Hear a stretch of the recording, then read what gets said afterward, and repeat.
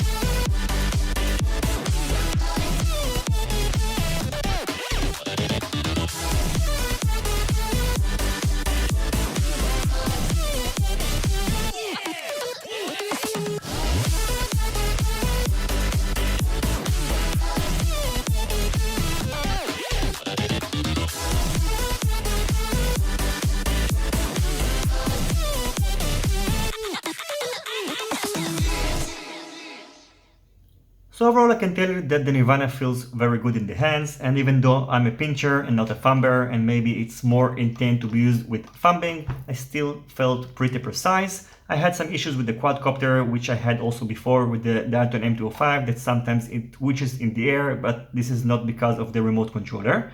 In addition, I will need to get used to the switches. As a pincher, accessing the top switches is not very convenient, and also accessing the ones on the back are not very convenient. If you're a thumber, I think it's going to be easier for you. I will also need to adjust the height of the sticks of the gimbals, and eventually I will need to also disassemble the remote controller in order to play with the tension of the throttle, because in my opinion it's a little bit too loose. Now in terms of range, as I mentioned before, I didn't perform it because there is no RSSI and UndergroundFPV is still working on this feature, but I got to about 300 meters, which I think is quite alright for this micro receiver, the FS-IA8X receiver, which I think performed quite well.